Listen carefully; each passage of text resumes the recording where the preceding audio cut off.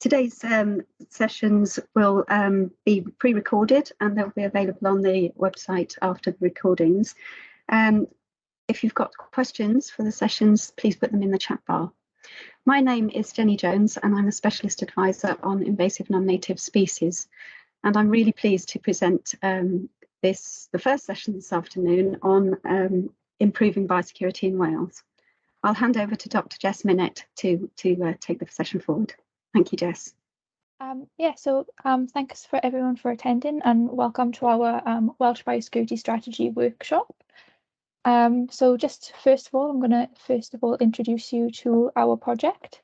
So we work on the Wales Resilient Ecological Network, or the WARN project. This is a project funded by Welsh Government Sustainable Management Scheme up until April 2023. And WARN aims to promote biodiversity and ecological resilience by developing a collaborative and sustainable approach or framework for tackling invasive species across Wales.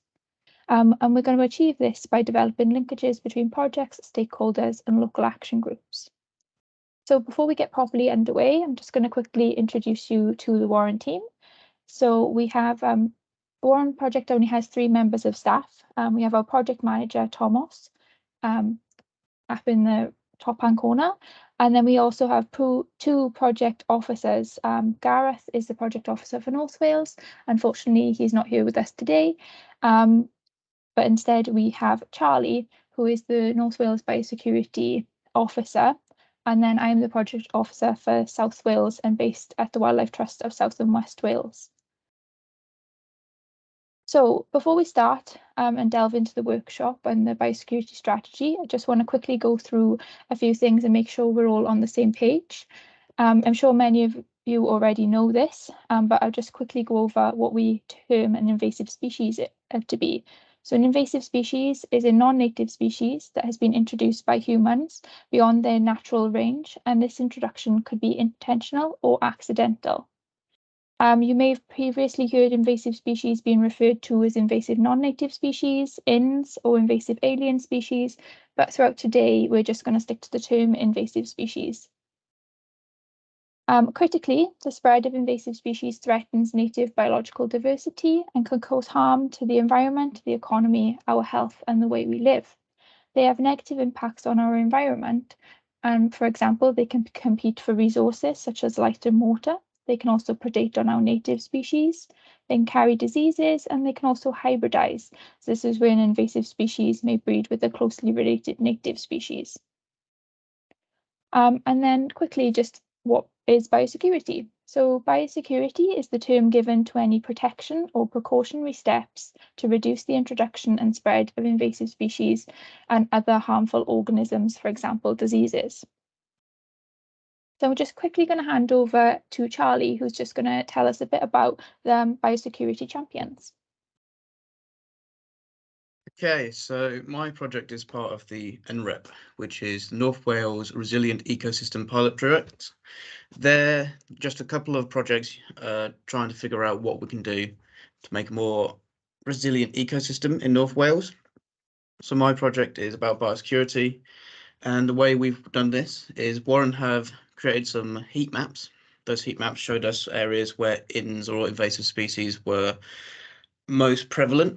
So my project is to find key members in those areas that have links to the wider community, whether that's a lab group already working on invasive species, or just a walking group or just any kind of wider community awareness. We take those people, we train them up in biosecurity, give them equipment, and then use them to talk to the wider community and spread their knowledge of biosecurity and the uptake for them.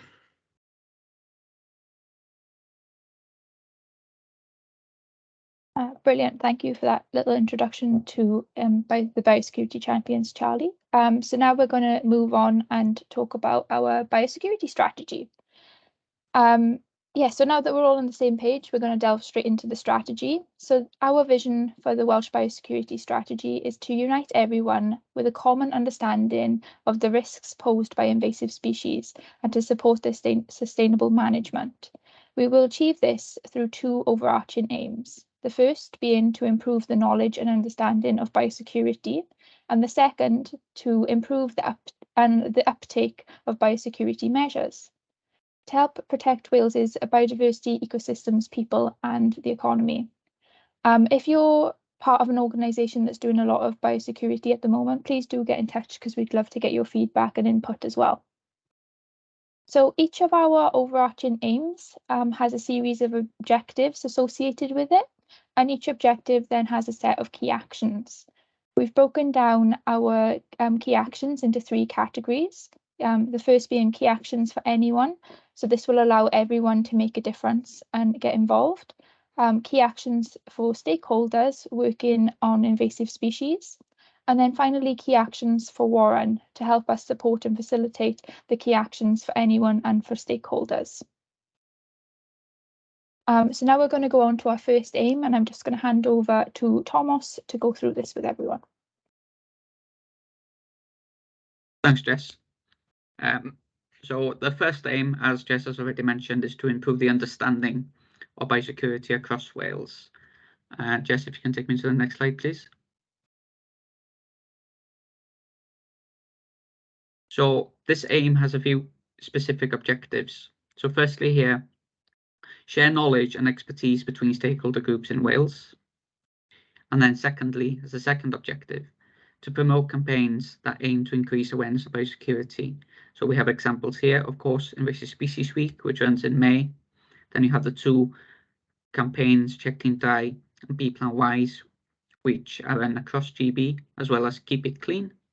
And then the Ecosystem Invaders campaign is the awareness raising campaign as part of the Warren project, which was run earlier this year to increase awareness of invasive species generally, and as part of that, biosecurity.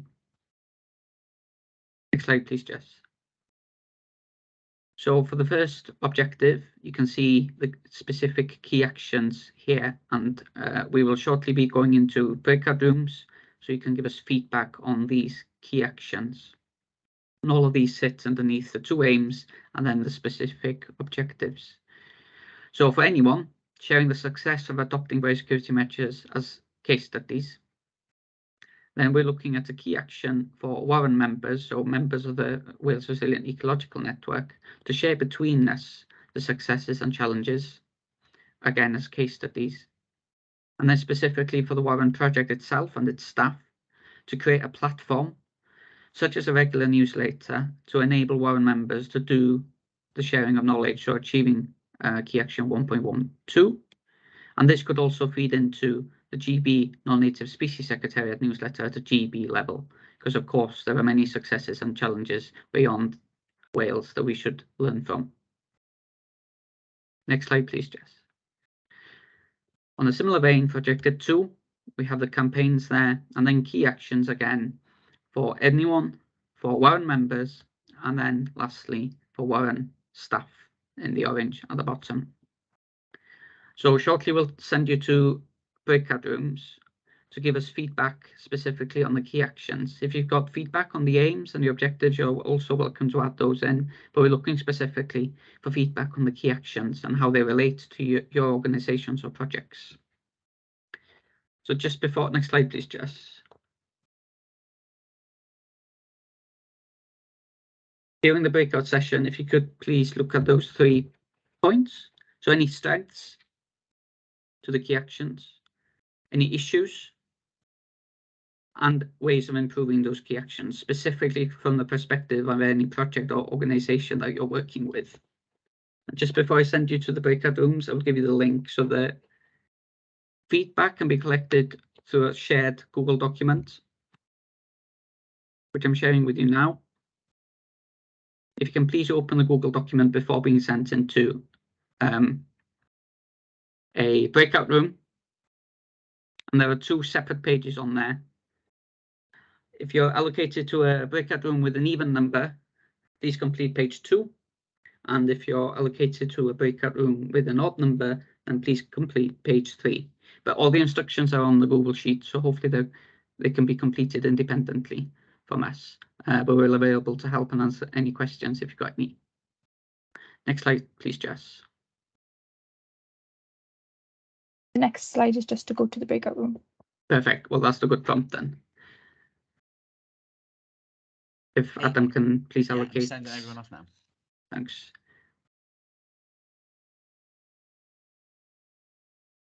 We've included the key actions on the shared Google document so you can see them, so you don't have to refer back to the presentation.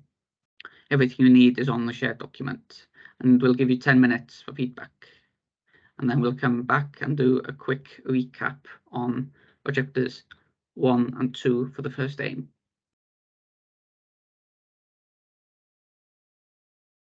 Thanks. Is everyone back in the main room now? Yep. Yep. Slowly come joining back in. Yeah. So thanks for the feedback on that. It sort of worked. We had a bit of IT issues, I think, but that was to be expected. So before Jess takes us into the next breakout session, I'll just try and recap very quickly on any feedback we've had on the shared Google document. So if we're looking at the first objective as strengths, we've got that case studies are good, but communicating or sharing those case studies is quite important, and how that's done. And the successes, issues, specifically the need to manage correspondence leading from newsletter engagement. So perhaps that's suggesting more of a dialogue as opposed to just sending out the newsletter, which is true, but quite difficult to achieve sometimes. And wider audience platforms, YouTube channels, social media channels, and then appropriate language provision, which is an issue we often get. And then improvements quickly. Share challenges, things that don't work, which I totally agree with, because we're going to learn a lot from those. Link with different projects, which as part of Warren, we're trying to do as much as we can. And then manteisio Cymru, language issues around invasive species could, as a Welsh speaker, that could be a really interesting aspect to explore as well. And then for objective 2, the second aim, which is to promote the campaigns, generally we had a comment on sticking with the key messages, and therefore sticking with those established campaigns such as Check Clean Die, and then not being too busy. So keep it simple so that we're all on the same page, which is generally the feedback on objective 2, and that invasive species week can be very useful. But that perhaps we should have a platform for sharing successes and failures between organizations and stakeholders and practitioners, as opposed to also sharing it with the wider public. So thanks again for the feedback on that one. I want to hand over to Jess, and I'm sure the second breakout room will be a bit easier. Jess. Brilliant. Thank you, Thomas. So now let's move on to aim 2. And we're going to go through aim 2 and discuss the key actions involved with that. So aim 2 is all about improving the uptake of biosecurity across Wales. To do this, we've developed 4 objectives. The first one being to empower local communities and authorities and local action groups to adopt biosecurity. The second objective is all about providing a framework to guide prioritisation of biosecurity risks at national and local level.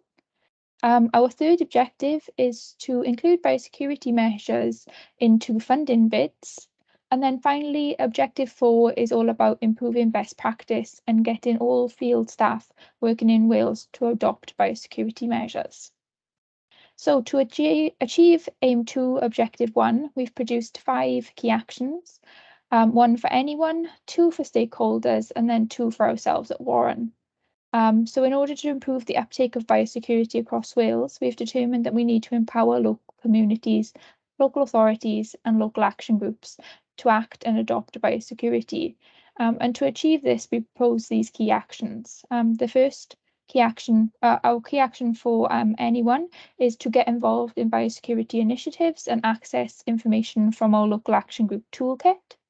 For stakeholders, we propose to utilise information provided by Warren and implement biosecurity measures, and secondly, to provide feedback to Warren. And then our key actions for Warren are to distribute the local action group toolkit and engage with communities in hotspots, helping them implement biosecurity measures. And then for our second objective, for aim 2, we want to provide a framework to guide prioritisation of biosecurity risks at a national and local level. And for this, we've proposed 4 key actions. 1 for anyone, 2 key actions for stakeholders, and then 1 key action for Warren. So our key action for anyone is to utilise the framework and prioritise biosecurity risks within your own local community or area. And then for stakeholders or Warren members, it would be to utilise the framework and prioritise biosecurity risks at a local or national level. And then secondly, to provide feedback to Warren about the positives and challenges associated with prioritising biosecurity risks. And then for Warren, the key action is all about how we need to produce a risk assessment template for biosecurity risks at a local and national level to allow groups to prioritise their risks and the action that they can take associated with these. So now we're going to jump back into our second breakout session of the day. And we're just going to discuss these first 2 objectives for aim 2. So we're just going to split you up back into the breakout rooms, and just like in the first breakout room, if you are in an even numbered room, go to page 2, and if you're in an odd numbered room, go to page 3, and everything will be in the new Google document, which is just being put in the chat now, hopefully.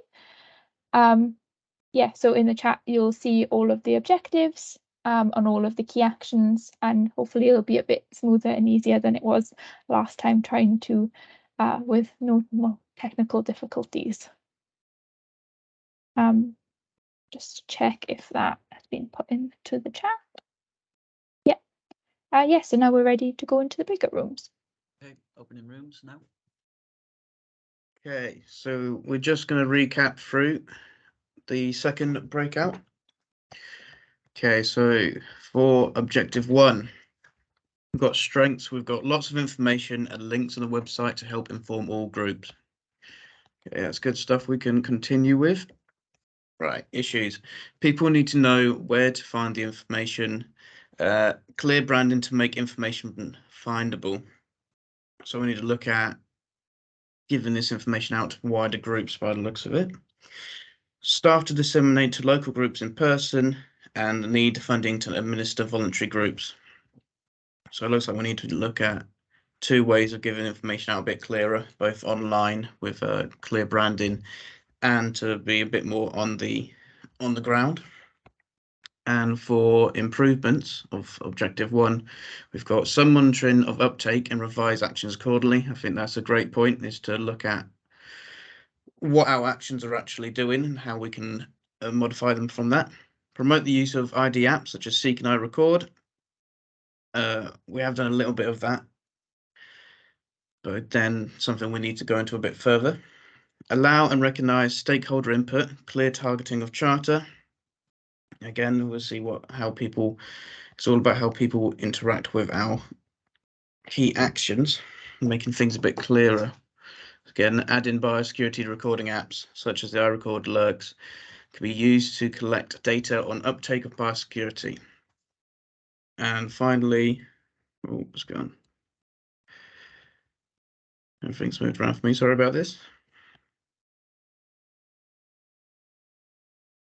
There we go.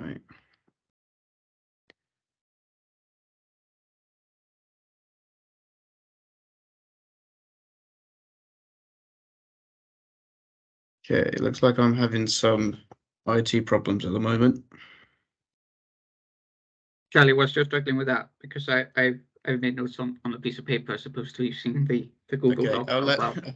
So I'll let you carry on, Thomas, then. So just from our breakout session, so some of the stuff that's not included in the Google Doc yet. Looking at responsibility, and who has the power to enforce breaches in biosecurity, if you will, as one aspect which we might want to consider, and then also a better way for reporting directly to Warren any concerns or sightings, and that's where we go into a brief conversation about InsMapper, where there should be an emphasis on having a long-term answer to that issue, but definitely we could look at an improved way for members and general public to engage with or respond to Warren. Was there anything else on your sheet, Charlie, or Jess can go and take over?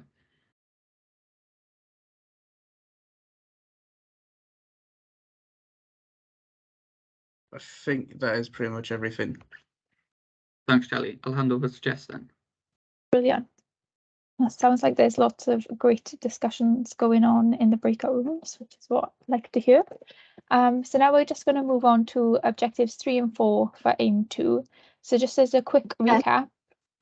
Yes, sorry, it's Jenny here. There's just one question, which is relating to apps. Do you know if iRecord or iNaturalist or other apps flag up invasive species to lurks and yourselves?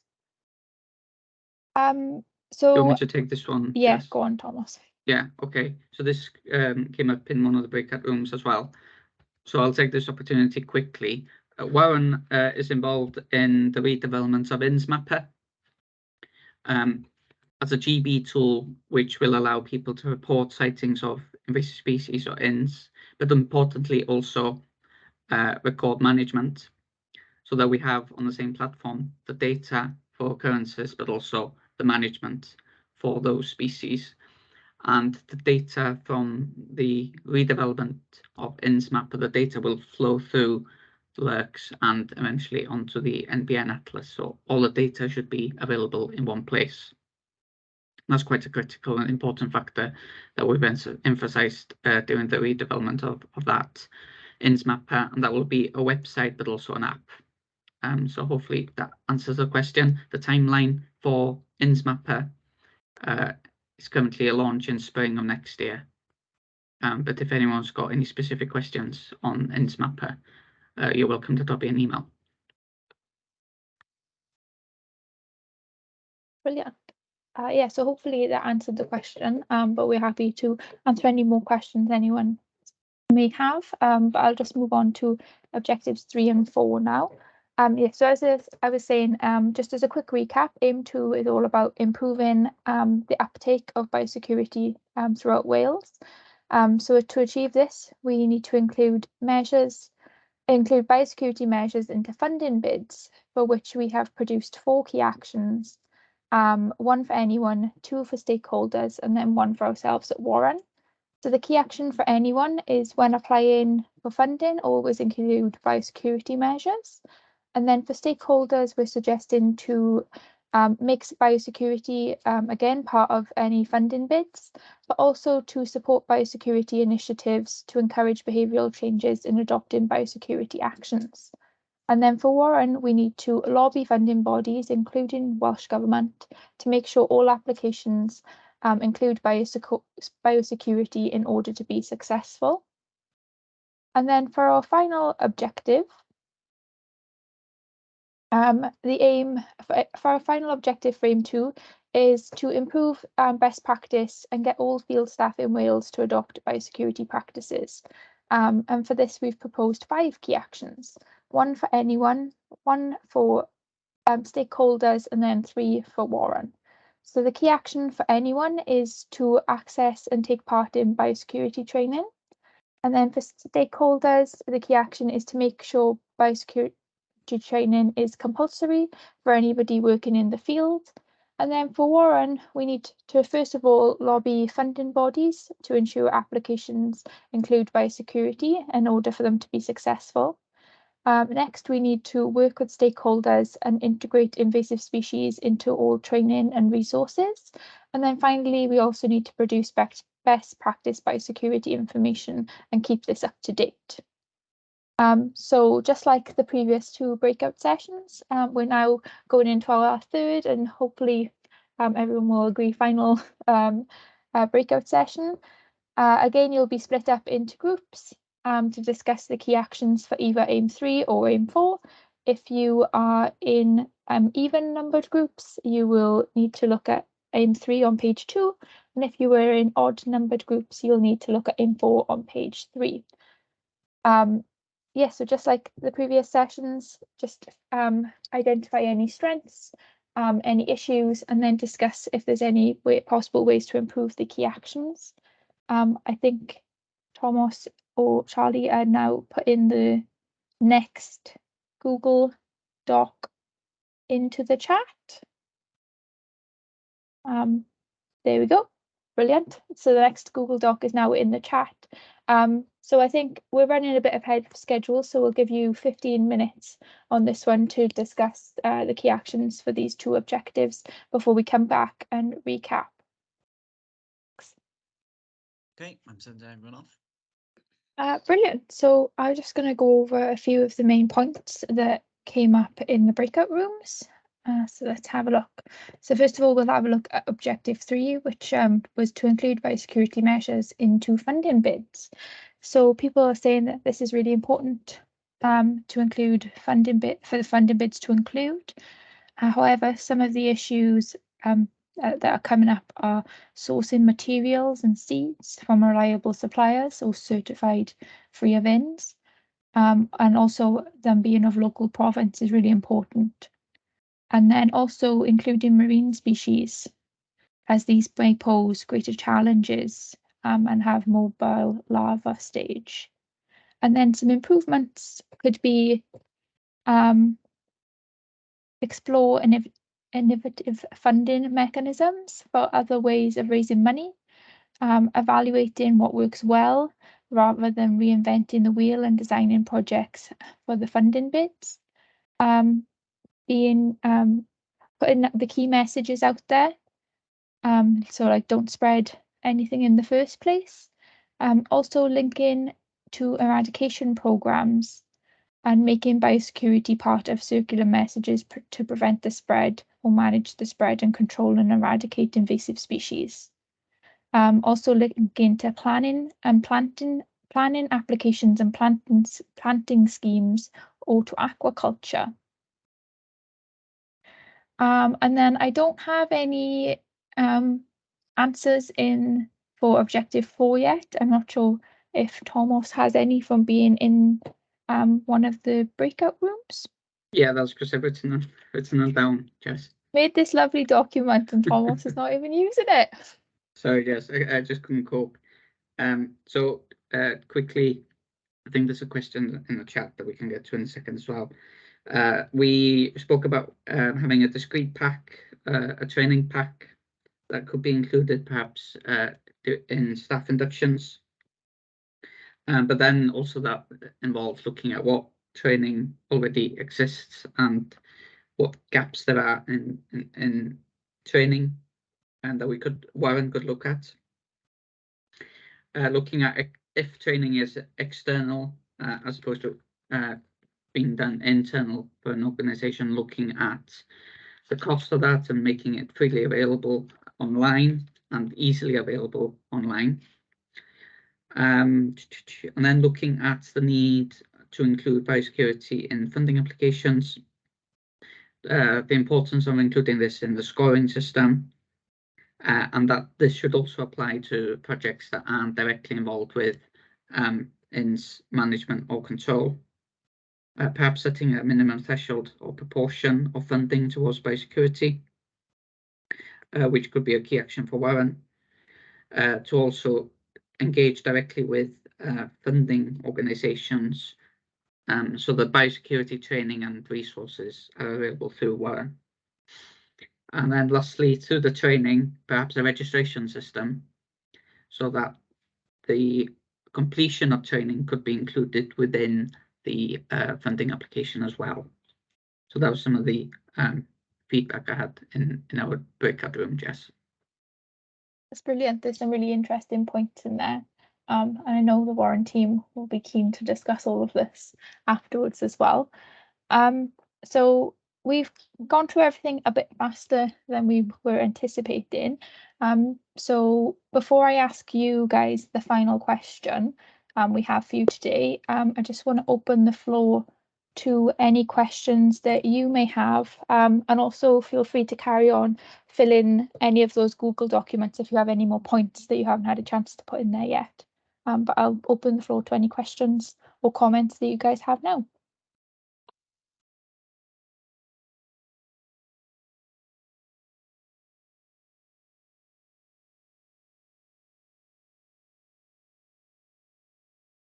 Yeah, so you can either put your questions in the chat, or if you raise your hand, you can be unmuted to ask your question in person, as it was. I can see one hand, Adam, but Yeah, she already has rights. Feel free to turn your camera on. I have rights. Okay, hi. It was really interesting presentation and activities. Thank you for that. I just wondered, I may have missed it, but have you got particular funding to develop this, and how long does it last for if you have? Because I think it's obviously something that, you know, training, for example, training volunteers at the National Trust or elsewhere, you know, to identify invasive species when they're out and about doing their normal volunteering roles will be absolutely brilliant. So is there money for that? Do you offer training, and how long is the project? I think are my questions. Yeah, so Warren is currently going to run until April 2023, but we're hoping to extend it or have Warren 3 following that. We do currently have money to train people, and we have been training local action groups and volunteers working on invasive species across Wales. We're always keen to hear more about what training people want and people need. So if there is training people are looking for, please do get in touch with us, because we are trying to put on more and more training at the moment, and train as many people as we can in various different things, but whether it be like specific management techniques, biosecurity, ID, or anything else. I can't remember if there was another part of the question or not. yeah, I think there's also a comment from Anna Holmes in the chat with some resources on marine ends and stuff, which might be useful. We're not looking directly at marine invasive species, but the resources that Anna's put in the chat might be useful as well. Yeah. We will also have a charter which will kind of go alongside this, and part of that we're hoping will include some biosecurity training. So there will be some training that way as well through the charter, but that's a whole other kind of conversation really. But yeah, I'm not sure if I missed any of your questions there or if I did answer them all. That's fine, thank you very much. I might contact you. Yeah, please do.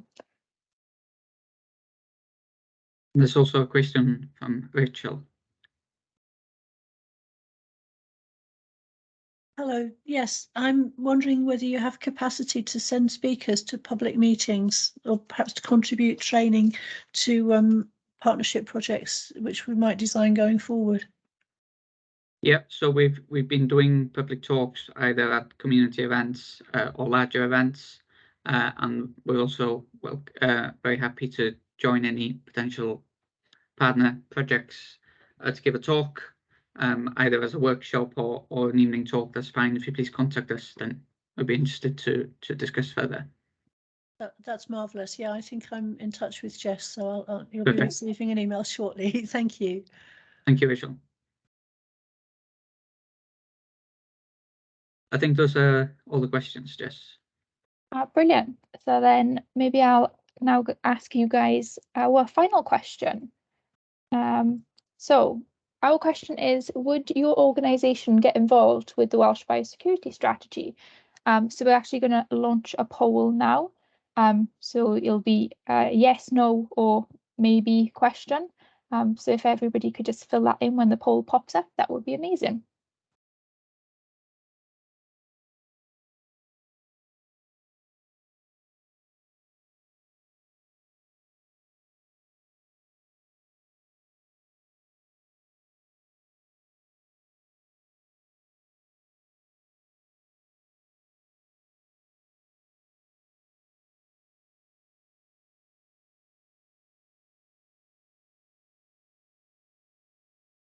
Whilst you're completing the poll, I'll thank you on behalf of Jess, Charlie and Warren for taking part in the workshop and giving us all your feedback. It's been quite quick for us to get feedback on all the key actions.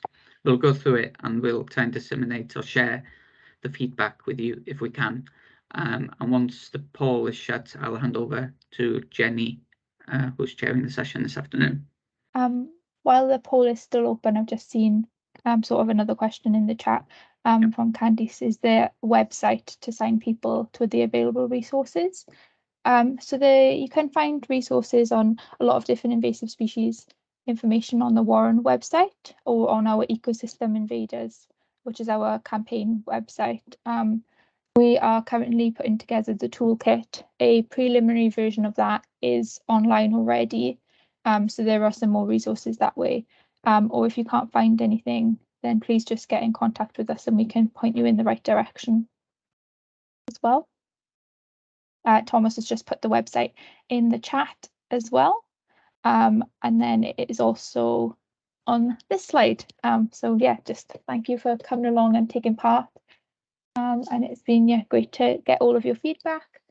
But yeah, so if you do have any questions, please do get in contact with us, and all of our emails are on the Warren website as well.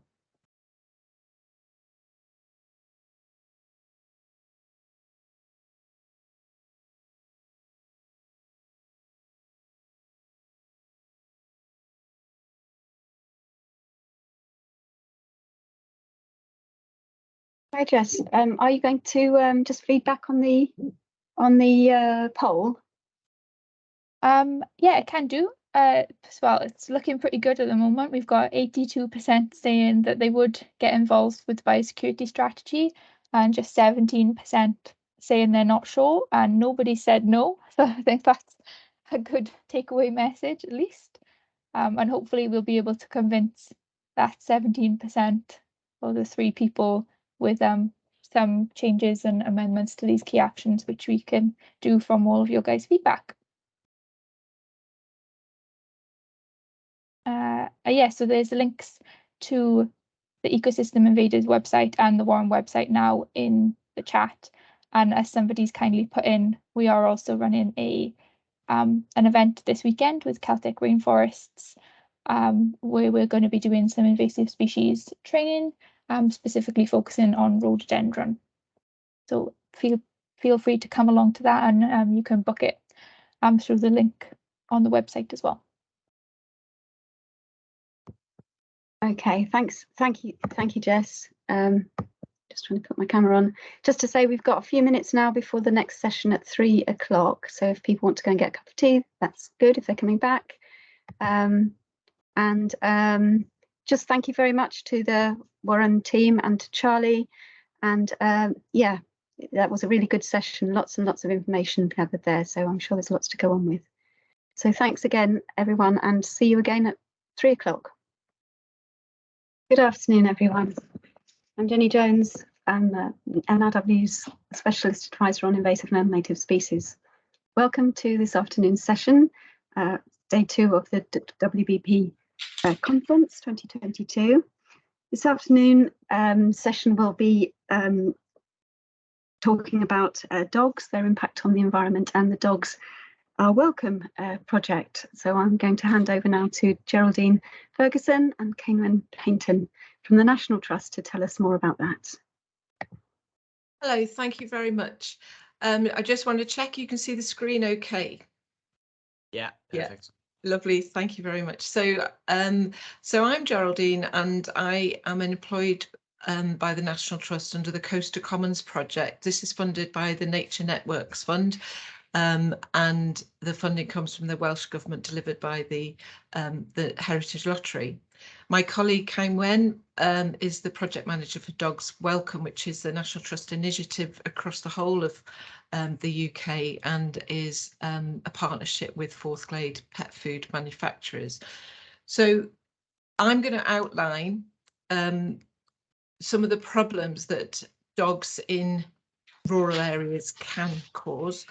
But just to give you a bit of a background of the project that I belong to, the Coast to Commons project. You can see from this graphic that it involves 6 different sites across the whole of Wales. And these include SPAs, SSSIs, SACs, but there's still room for improvement. So the idea is to make the ecosystems healthier, more biodiverse and more climate resilient. And the thread that pulls them all together is mainly through conservation grazing or improved grazing regimes. So often what we're using on these sites is cattle for cattle grazing. Now, being the National Trust, we want to encourage people to come and visit our sites for everyone forever. But obviously, when we're putting cattle out in some of these places or other livestock, then we're putting people and cattle in places where they may not normally have met as often in recent decades. And people often go to rural areas to exercise their dogs. We all love to see our dogs running off lead and enjoying themselves. So there becomes a problem. You're probably all aware of some of the major impacts that dogs can have on our ecosystems if not managed correctly. So wildlife disturbance being a major one, whether it be ground nesting birds, or whether it's seals. So I work quite often in the Gower peninsulas, and we have lots of seals in the area and lots of beaches where dogs are allowed. So these are issues. Not only that, but in farmland where you've got overwintering birds that are coming, they've flown hundreds, maybe thousands of miles, they need a bit of a rest, they need to recuperate. And we, again, love to see our dogs running off lead, and chasing the birds is fun for dogs. So this can be hugely problematic and impactful on those populations.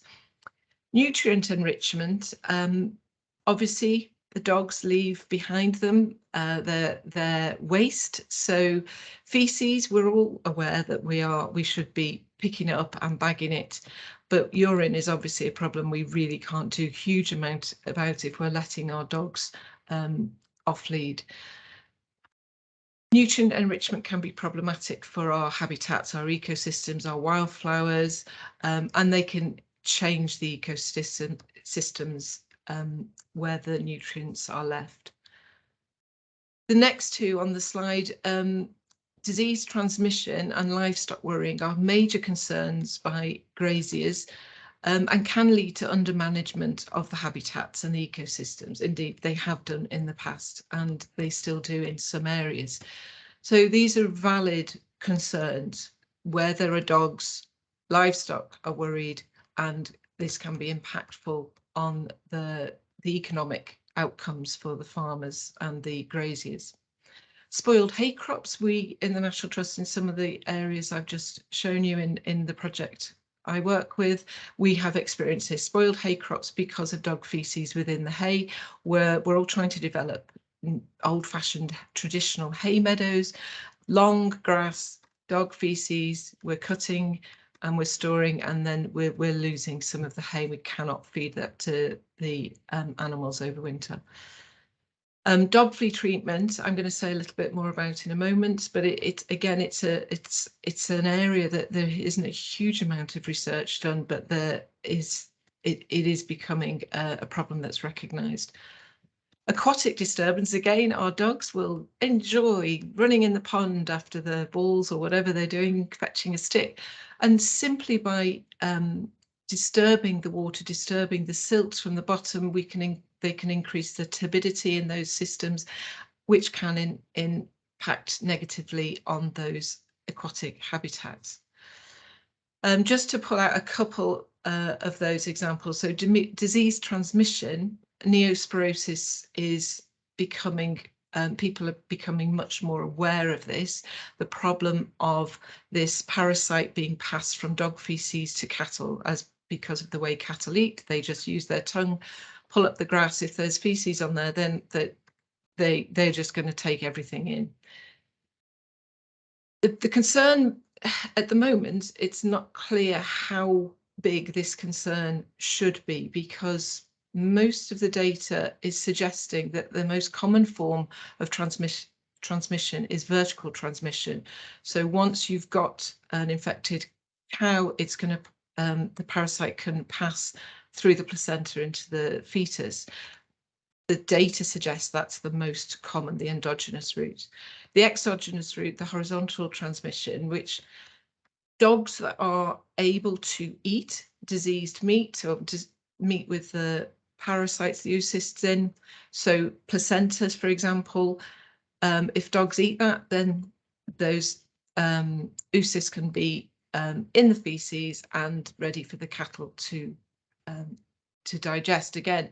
But I think if we're thinking of most urban dogs, they're visiting the vet regularly. Most of us don't feed raw meat to our dogs. They're not around the placenta, the afterbirth, after cattle have given birth. So this is really up for debate. We really need more statistics on that.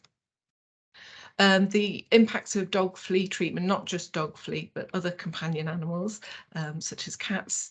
I really enjoyed finding this graphic because I think it highlights some of the work that's being done. This is a study in England, 2016-2018 by Perkins et al. And they used just 2 indicator chemicals that they were looking for. One of them is a neonicotinoid, and they the confirmed pathway, as you can see in red, going directly from the animals into wastewater and then into our surface water pollution. But they are strongly suggesting that there are other pathways, so dogs swimming in water, then neonics can be getting into the systems that way. Again, it's an area that a lot more research is required. So that's just outlining some of the major issues in a simplified way. I'm going to hand over to Wen now, because what we at the National Trust are trying to do is to reduce these impacts whilst welcoming dogs to our sites. Thank you. Diolch, Geraldine, and pnawn da, everyone. It's really good to be part of this conference. Fascinating papers today, and thanks for inviting us along. So we've heard some of the challenges that are dog related. And I think all of us working in areas where we've seen increases in visitor numbers and increases in the number of people coming along with dogs we're probably all facing into some of the same challenges. The National Trust has developed a partnership with, as Geraldine was saying, Forthglade, who make high-end dog food and are a kind of ethically aligned company, I guess, to the National Trust, to see if we can face into some of these challenges and help engage people who are visiting with dogs, think about dogs, access, nature conservation and wildlife by investing some significant funding in it. I'm just going to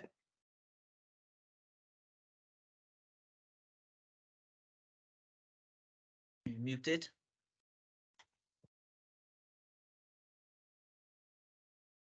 You've muted your microphone, Wen.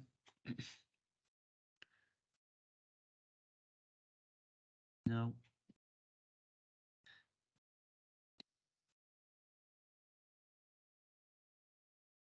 Is that any better? Apologies. Yeah, you're back now. You're back now. Lovely. I was just saying that we're all facing into some of the same challenges, and the way that the National Trust is facing into this is by trying to work in partnership, in this instance with Forthglade, who are a high-end dog food producer, to see if we can face into some of these challenges and really think about engagement and access and nature conservation and protecting our wildlife by investing some significant money in it. I think everybody in the room has probably knows somebody that's got a lockdown puppy. I'm one of those people, and the background is that we've seen a huge increase in the number of dogs that are owned in the UK. I think it's about a third of UK households now, and you can see there, the left-hand graph here, the rise from 2015 to 2019 in the number of households in Wales with dogs. And thinking about the whole of the UK, we've basically seen a jump from about 10 million households with dogs to about 12.5 million. So it's really significant.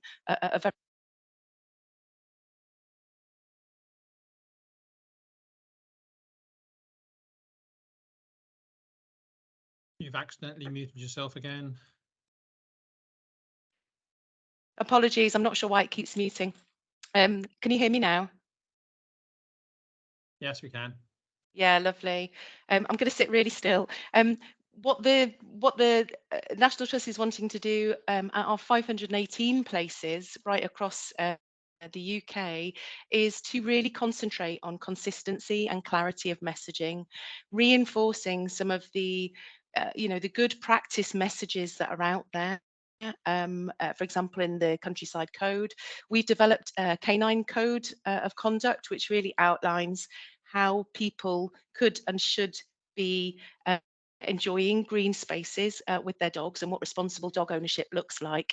And we're making sure that actually we're really thinking about a warm welcome for visitors with dogs, but also thinking about those people that want to avoid dogs because they don't like them, they're allergic, their child is scared, it's not culturally appropriate, or how we're talking with our visitors about, for example, why we ask for dogs to be on short leads where we've got ground nesting birds, helping to demystify some of the messaging that we have out there. And we carry out public engagement events. We're talking more in publications like our National Trust magazine about dogs and about dogs in the countryside, and we're really aware that 85% of people in the United Kingdom live in towns or cities.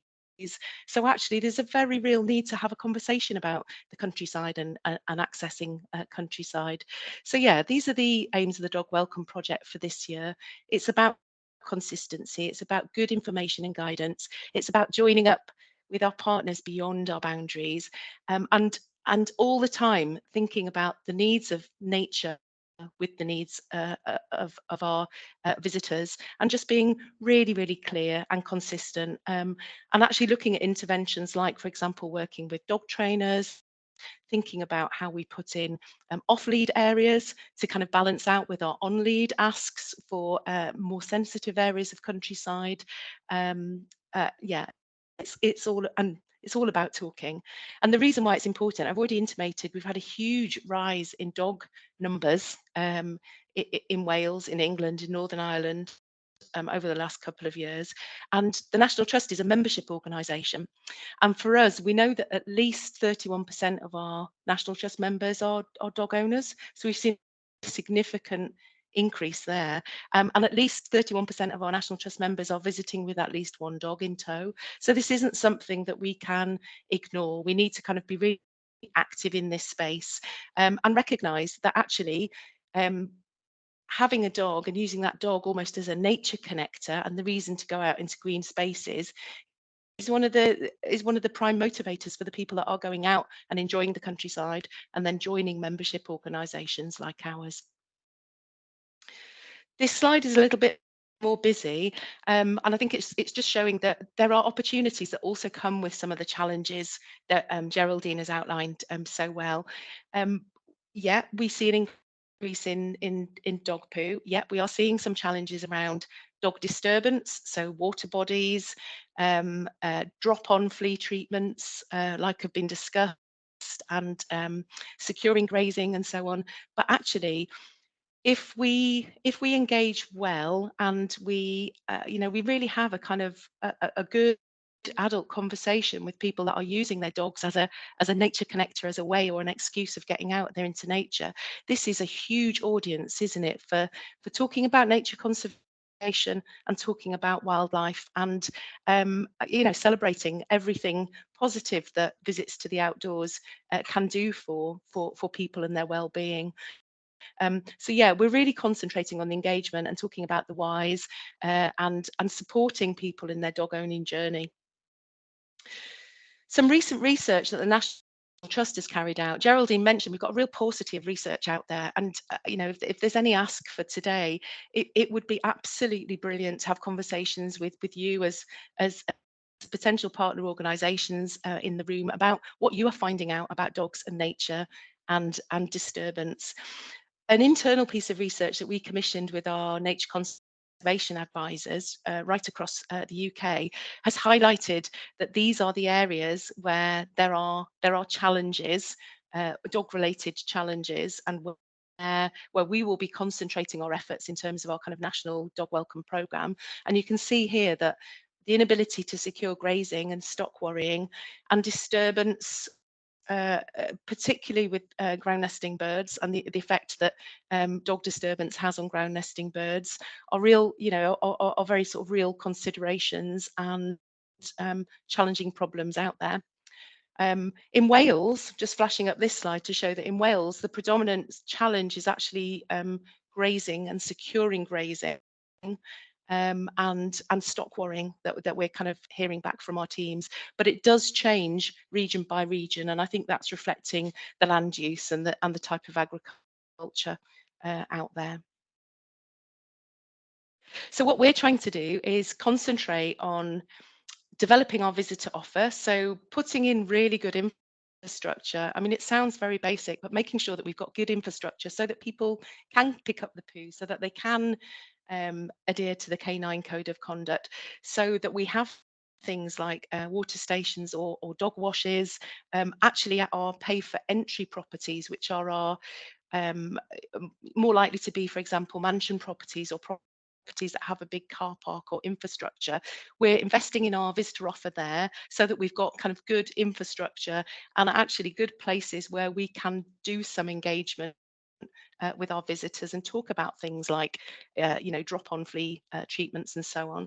We're concentrating on engagement and programming because we found that it's the personal conversations work really, really well and are worth their weight in gold.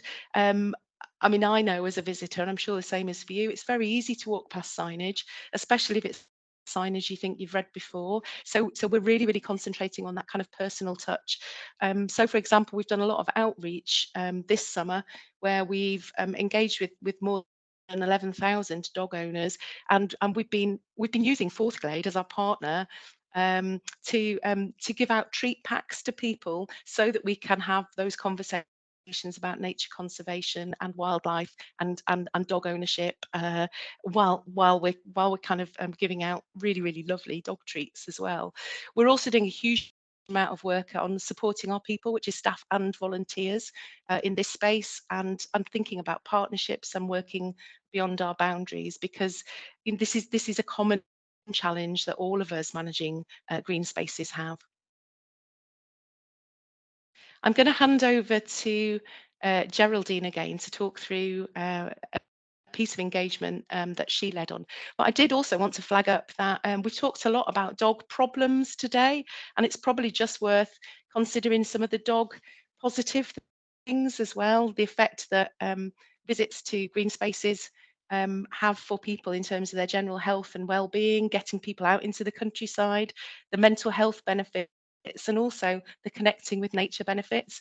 And it's worth flagging up, and I'd like to ask you, if you've got any other examples of this, that in some instances, we've actually seen dogs aiding in some conservation work. So, for example, at places that the National Trust manage, like Clumber, there are lots of visitors with dogs, but actually that's helped us in terms of deer management because the dogs are acting as a modern wolf, I guess. So actually visitors with dogs are helping us in terms of establishment of trees, which becomes very straightforward and successful. So I'll just leave that out there as well, because we talked a lot about the challenges. Be interesting to hear about some of the positive impacts of dogs as well. But I'm going to hand over to Geraldine to talk through some work at Rosili. Thank you. Thanks, Kaiwen. This is almost the last slide, everyone. So this is the event that drew myself and Kaiwen together, really, because I was new to the National Trust and I drew on Kaiwen's huge amount of experience. And the idea was engagement, and we put on this dog show with a dog agility just as a hook to get dog owners into one space. But really, it was to produce engagement with the volunteers who came along from all of these different organisations. So PONT, you may know the Conservation Grazing Charity, RSPB, Wildlife Trust, Royal Horse Society, Operation Seabird, which I think they're going to change the name, but it's an initiative that's run by the community police, but it doesn't involve only seabirds. And the Gower Seal Group, which is very active down here, has a really good information giving and sharing website if you want to look that up, and ARC, which is the Amphibians and Reptiles Conservation. So that was really the aim, is to get people to talk to these experts so they could understand the signage where it says keep your dog on a lead. And as we know ourselves, if we understand why there is a rule, we're more likely to abide by the rules. So you can't put all of that information on one sign on a fence in Gower. You just say keep dogs on lead. You know, we need to be able to have that understanding out there in the dog ownership world. So it was a first time we've trialed this. I think the engagement was really, really positive, and people had great fun as well. So it's something that we might roll out over different properties in National Trust and in other places as well. I think all dog shows, and there are a lot of fun dog shows, could also involve all the local wildlife experts just to improve that engagement. And the last slide, as Kangwen has already outlined, this is really a call to collaborate. It's not just National Trust properties that suffer with you know, ecosystems being impacted by dogs. It's something that everyone across the UK, particularly Wales being such a rural environment, will need. So we have got this lovely poll that's just popped up. You may have also seen it on one of the other platforms, but if you could do this one for us, that would be great. And our email addresses are on the slide there, which you should be able to get from the recorded. And I'd just like to thank you all for listening, and we do love our dogs. I don't want to ban them from anywhere. That's my little pooch on that picture there. And we're probably overrun by 3 minutes, but if there are any questions, put them in the chat. We'll try and get back to you. Kangwen, did you want to add anything? No, other than to say, yeah, thanks everybody. Diolch. Looking forward to seeing what comes up in the survey. And yeah, please do have a conversation with us afterwards about research and data you might have, because it feels like there's a real paucity out there. Pardon. Thank you. Well, thank you very much, Geraldine and Kangwen. That was really interesting, and I'm sure there are lots of organisations that could partner up and make a big difference to nature conservation through looking at dog ownership. It's really interesting. Thank you. Okay, so there is one question. If you can answer that, it is from Michaela. Are you considering making some areas of your properties dog friendly with a quid pro quo that dogs should be on the lead elsewhere? Can I chip in and answer that one, Geraldine? Is that okay? Yes, definitely. Yeah, absolutely. This is a really, really interesting area, looking at how we balance off places that are very sensitive, you know, where we're managing SSSIs, where we're managing, you know, for example, conservation grazing, like Geraldine's outlined. We are actively looking at how we overlay, for example, SSSI data with marketing to visitors, and how those two things balance off together. And one of the areas that we are increasingly investing in is dog off lead areas, where we have properties where we have areas where we really, really want dogs to be on lead, offering that quid pro quo, because at the end of the day, we have to offer something for visitors, and the best way to get on lead compliance is to offer areas where dogs can run. It's a really interesting area, because people have a perception that their dog needs to run to have a good walk, and I get to deal with the complaints that come in that are dog related in my role as well. And quite often we will get challenges from visitors with dogs saying, well, I don't want to keep my dog on a lead everywhere. So yeah, putting off lead run areas in is proving to be a really useful intervention. Great, thank you very much for that information. Your poll is looking good. We've got 47% for yes to getting to collaborate, and maybe at 38%. So that's really hopeful and useful. So just to say thank you very much to Geraldine and to Cainwen. That was a very interesting presentation, and we'll close that session now and move on to the next and final session of the day, of the conference in fact. It's a recorded session and it is by Kim Kenobi, who is a statistician, Professor of Statistics at Aberystwyth University, and he is going to talk to us about the distribution of curlew in Britain and Ireland. It's a recorded session, so at the end of that session, that will indicate the end of the conference sessions for today. So we can enjoy that session now.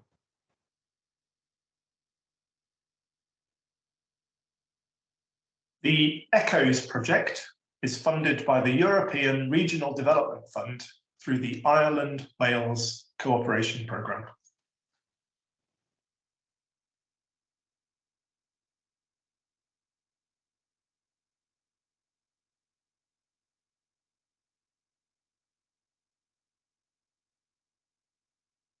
Some research with you for this Wales Biodiversity Partnership Conference in October 22.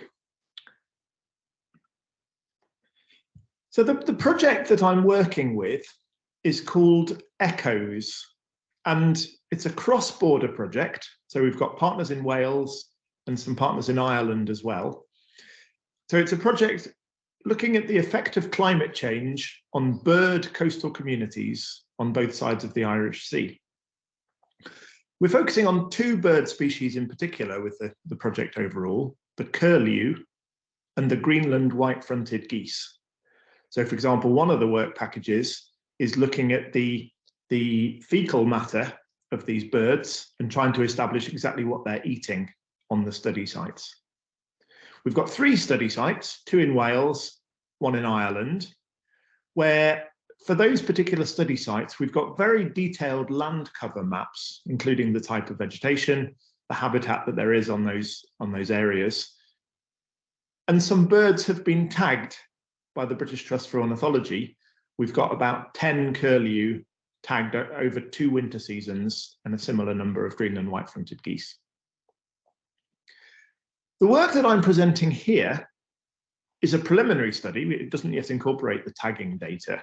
So we're using pre-existing curlew observation data, both systematic studies and citizen science, at a national scale. We're considering all of Britain and all of Ireland and looking at what patterns we can infer in terms of distribution of the curlew and how those distributions vary with land cover class and climate variables. So as I say in my final bullet point here, we're aiming to assess the impact of land cover, climate, and elevation and slope on curlew distributions, both within a year, so we've got all of the months of the year represented, and also across longer timescales. So the data set that we're using, quite an extensive data set, we run from January 2003 through to August 2019. So it's a total of 200 months that were used for this particular study.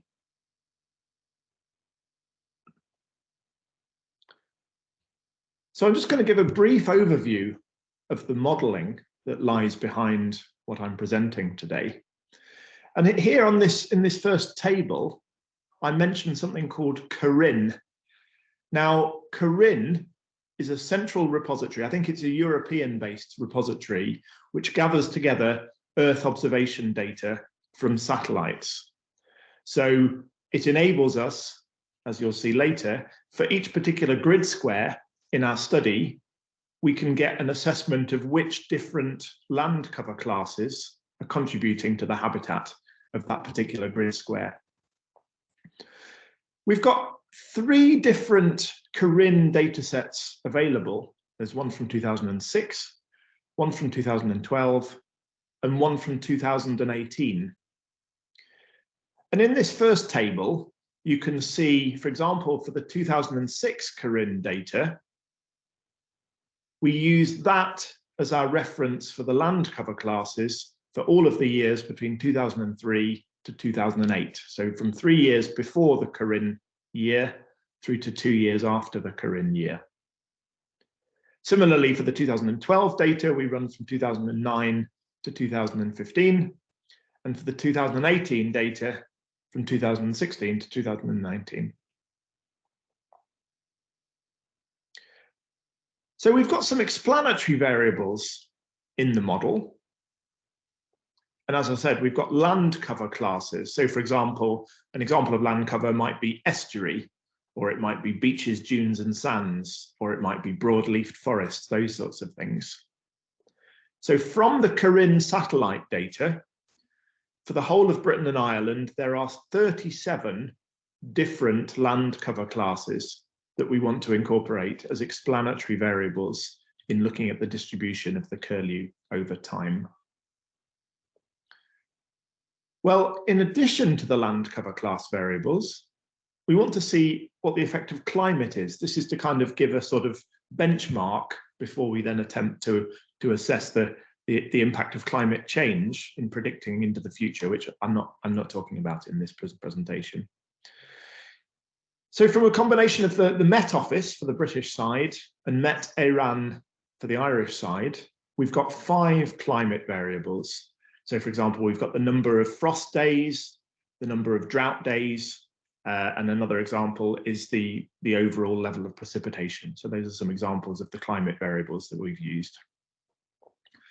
And then from the Ordnance Survey, we've got this DTM, which stands for Digital Terrain Model, and a slope percent variable, which gives some indication of the sort of the terrain that we're dealing with. And I've just said in the comments, it's been resampled from a 30 metre by 30 metre, quite high resolution data to a 1 kilometre by 1 kilometre grid squares to come into line with what we've got in terms of the bird observation data. So what I've talked about there is the explanatory variables. You may be familiar with those as X variables in a sort of regression model. So on this slide, I'm just introducing the response variable, the Y variable in our model. And on the map on the left there, we can see some of the raw data that has gone into particular observations for January 2006. Each of the red points represents a curlew sighting, at least one curlew sighting. We've got these observations on the curlew for 200 months. Again, just to reiterate, January 2003 through to August 2019. And what we've done to create a Y variable is to overlay a 1 kilometre by 1 kilometre grid across Britain and Ireland. And for each grid square, for each particular month, we get a yes/no variable as to whether any curlew was seen in that grid square in that particular month. So if you imagine a 1 kilometre by 1 kilometre grid for each of the 200 months, and then we've got a 0 or a 1 as to whether at least one curlew was sighted in that grid square in that month.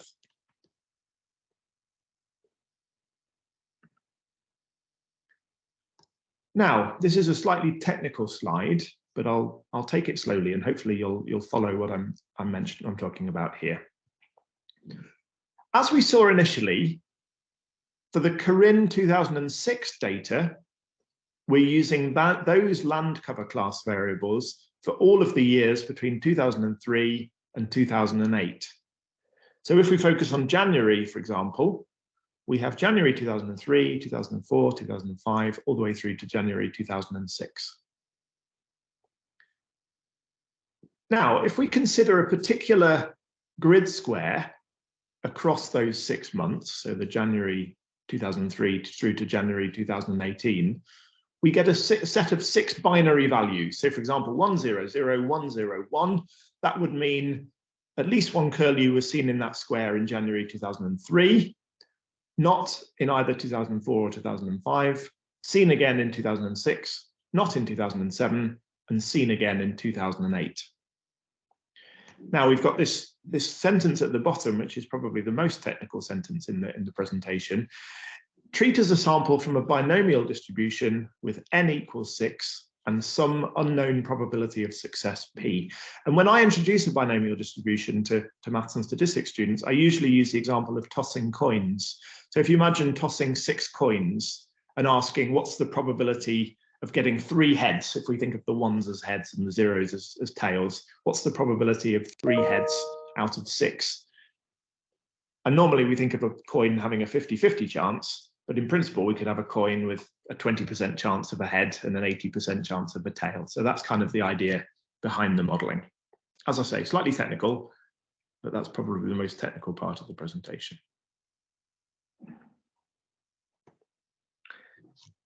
So what I wanted to do was to find a way of reducing the number of land cover class variables. 37 is rather a lot in a model.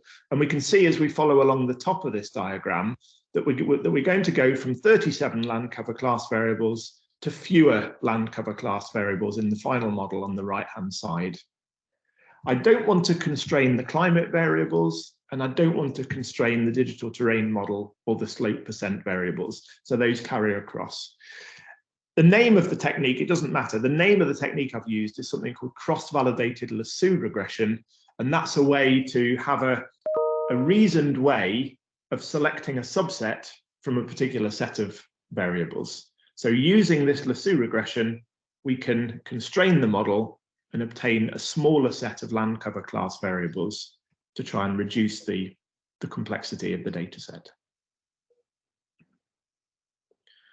Right, so here we've got some results, and we've got a picture on the right. I want to take a little bit of time to explain to you what we're seeing in this particular picture. Here we're focusing on the Corinne 2006 data set. So again, that's running from 2003 through to 2008. And for each of the 12 months, which run along the bottom of this figure, we've picked out some of the Corinne land cover class variables. You can see from the legend that the color coding indicates whether these variables are having a positive effect, which is the red squares, a negative effect, which is the blue squares, or no influence, which is the yellow squares, on the habitat distribution of the curlew. Down the side, as I say, we've got Corinne land cover classes, and already we've reduced some of the 37. I've only included land cover classes if they feature in the models for at least one of the months moving across the x-axis there. What I'd like to bring your attention to is November, December, and January, so the winter months. We're focusing kind of on overwintering curlew. And if you look at January, for example, what we see is that estuaries is red, intertidal flats is red, and salt marshes is also red, and nothing else features in the model out of those land cover classes. This is interesting. So what the lasso regression has done here is to say that, excuse me, the variables estuaries, intertidal flats, and salt marshes are needed to explain a reasonable amount of the variability that we're seeing in the data set. And it's interesting that all of those are kind of coastal habitats that are emerging from the model. If we move now over to November on the right-hand side of the plot, in this case, we have 6 variables: estuaries, intertidal flats, salt marshes, beaches, dunes and sands, sport and leisure facilities, which is maybe a bit of a red herring, and port areas. So again, with the exception of sport and leisure facilities, there's a predominantly coastal set of land cover classes that are emerging in that winter month in November.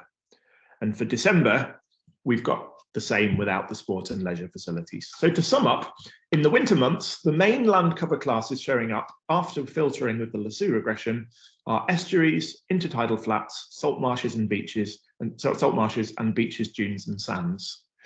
In the spring and summer, if we look at maybe March through to August, it's more complicated relationships and more of the land cover class variables seem to be involved. And we'll see that that's reflected in some of the plots that I show later on. I mean, the key message really is that this lasso regression for the winter months seems to be clearly indicating that the coastal habitats are preferred by the curlew.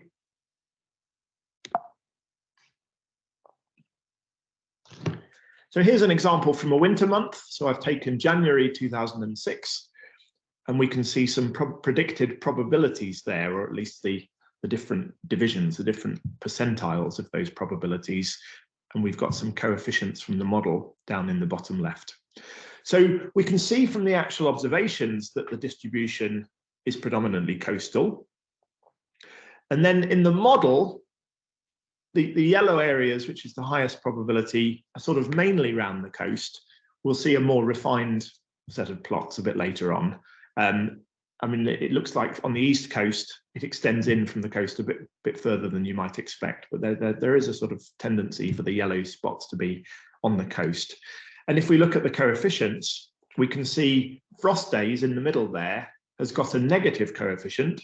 So in this case, frost days is negatively related to the likelihood of sighting, whereas estuaries, intertidal flats, salt marshes are positively related to the probability of a sighting.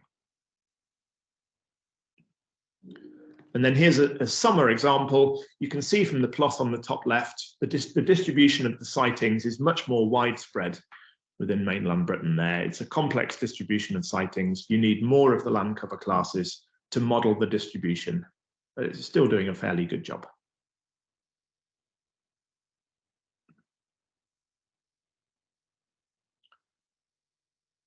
Now, here I'm showing some model predictions for curlew habitat preference through the year.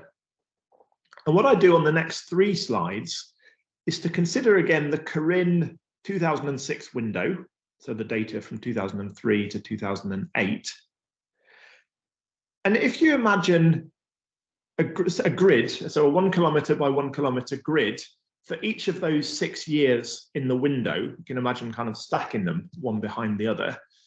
And then what we've done is we've predicted the probability of a sighting in each of those 6 grids. And then we've taken the average, which is the means, or we've taken the variability, the standard deviation. So in yellow and red, we've got the means, and then in white and blue, we've got the standard deviations.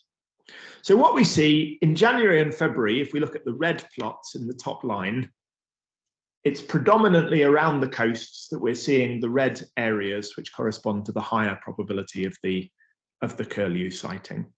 And the variability in the blue plots shows that the higher variability is in the areas with the higher probabilities. When we come through to March and April on the lower side, lower part of the graph, you can see that the distribution of sightings is becoming more complicated. It's not the models are suggesting there are sightings more inland, which ties in with what we saw on the summer example that I showed previously.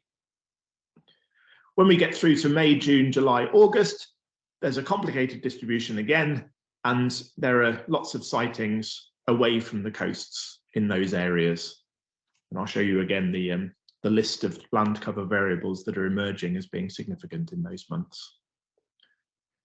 As we get towards the end of the year, let's look particularly at November and December on the bottom row, we see that there's a return to the distribution being coastal again of the curlew, which ties in with what I've said before about the estuaries, the intertidal flats, the beaches, dunes and sands being the important land cover variables in those particular months.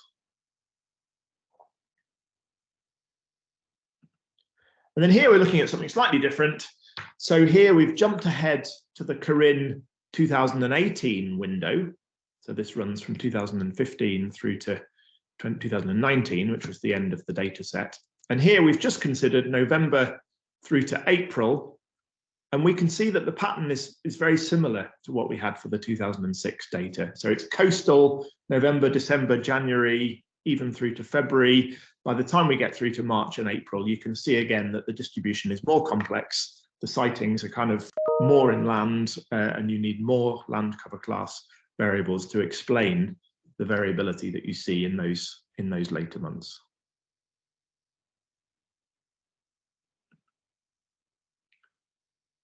Right, so here, this first plot where it says 2006 in the first row is exactly the plot I showed before, where we've got the months running along the bottom and we've got the Corinne land cover classes featuring on the left-hand side. So that's just a repeat with slightly different land cover classes, because now we're considering all three of the Corinne windows, 2012 and 2018, in there as well. I think there are two things I want to say about this slide. Firstly, the pattern that those coastal land cover classes, so estuaries, intertidal flats, salt marshes, beaches, dunes and sands, in the winter months, November, December, January, those feature quite prominently 2006, 2012 and 2018. And then, as I said, when we look in the more spring and summer months, so maybe March through to August, more of the land cover classes are needed to try and explain the variability that we're observing in the data. And that's a pattern which kind of, I think, gets accentuated as we move from 2006 through to 2012 and 2018. So you can see by the time we get to 2018, there's a middle block of red and blue there in the plot, demonstrating that it's a complex distribution. You need a lot of the land cover classes to try and model what's happening in those summer months.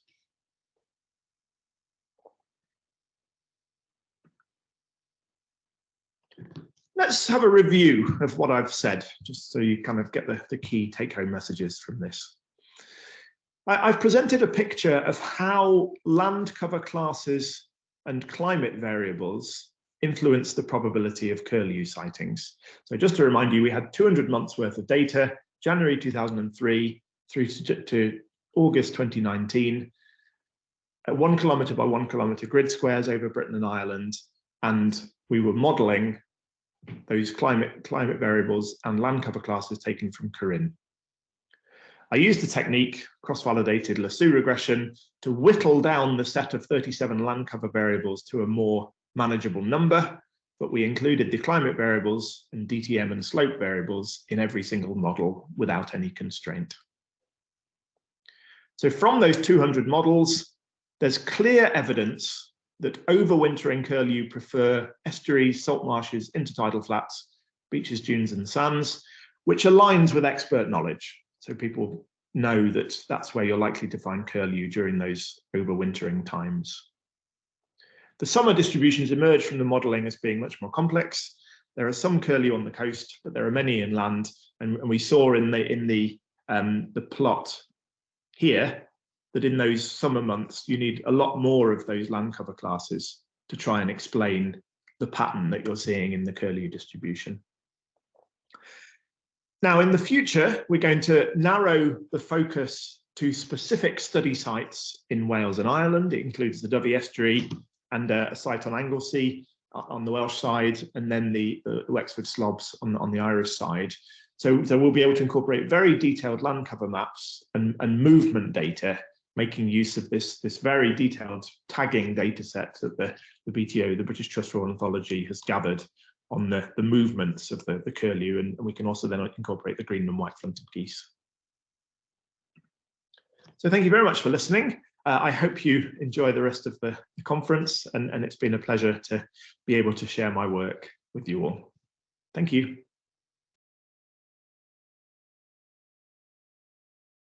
Okay, everyone, just to say that's the end of the conference for this afternoon. There are a couple of questions in the chat, and I understand that DLT will be taking them back to Kim and getting back to us. So thank you again for attending the conference today, and look forward to seeing you tomorrow. Thank you. Bye-bye.